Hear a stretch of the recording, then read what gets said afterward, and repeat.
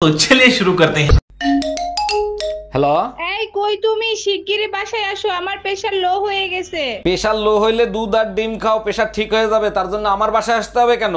ডিম দুধ সব খাইছি, কোনো কাজ হয় নাই, তুমি বাসায় আসো। আমি বাসায় আসলেই তোমার প্রেশার ঠিক হয়ে যাবে? আমার সাথে ঝগড়া করলেই আমার প্রেশার ঠিক হয়ে যাবে বাবু। বাবু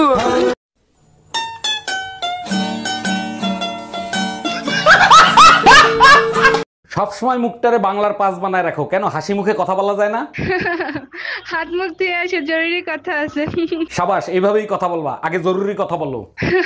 এই শোনো না, আজকে না আমার ননদ মারা গেছে।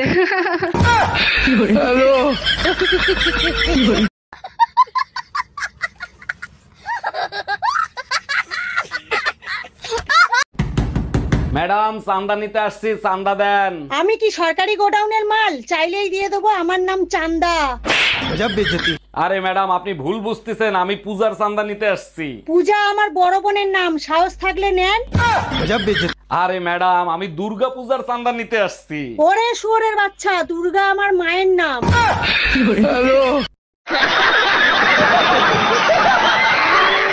এই তুমি কাল রাতে কার সাথে ছিলা, সত্যি করে বলো। কাল রাতেই তো বললাম দাদির অবস্থা ভালো না, তার সাথে হসপিটালে থাকতে হবে। তাইলে তো আজকে রাতেও দাদির সাথে হসপিটালে থাকবা, তাই না? শরীরের অবস্থা যদি আগের মতো থাকে তাহলে আজকে রাতেও যেতে হবে। শরীরের অবস্থা আগের মতোই আছে। তোমার দাদি মেসেজ দিছে, কখন আসবা জানু? এই আমার শরীর ভালো লাগতেছে না, 10,000 টাকা দাও, মার্কেট করতে যাব। শরীর ভালো লাগতেছে না, শুয়ে থাকো। টাকা কি গাছে ধরে নাকি যে চাইলে আর দিয়ে দিলাম? টাকা চাইছি, টাকা দাও। টাকা যদি গাছে ধরতো তাহলে তোমার কাছ থেকে চাইতাম। এটা অবশ্য ঠিক বলছো, টাকা যদি গাছে ধরতো তাহলে বান্দররে তোমরা বয়ফ্রেন্ড বানাইতা। দুলা ভাই, আমার বিয়ের বয়স তো পার হয়ে যাচ্ছে, ভালো একটা ছেলে দেখে বিয়ে দিয়ে দেন না। ছোট গিন্নি, যেমন আছো তেমন থাকো, বিয়ে করলে জীবনটা জাহান্নাম হয়ে যাবে। বলেন কি দুলা ভাই, আপনি আমার জন্য এত চিন্তা করেন? আরে ছোট গিন্নি, তোমার কথা চিন্তা করি না, যে শালা বিয়ে করবে তার জীবন জাহান্নাম হয়ে যাবে।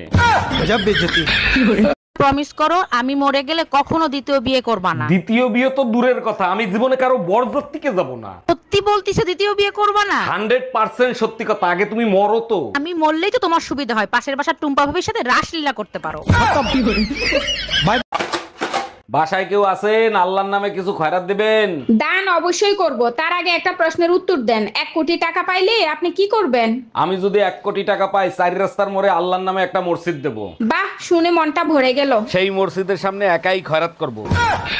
অরুণ ভাই, আপনার ঘরের কোনো কিছু নষ্ট হইলেই দেখি খুব সুন্দর করে সারেন, এগুলো কি কোথাও শিখছেন? না ভাবি, কোথাও শিখিনি, তবে যে জিনিস ধরি ঠিক করে সারি। সব জিনিসে তো দেখি আপনি ঠিক করতে পারেন, তা এমন কোন জিনিস আছে যে আপনি ঠিক করতে পারেন না?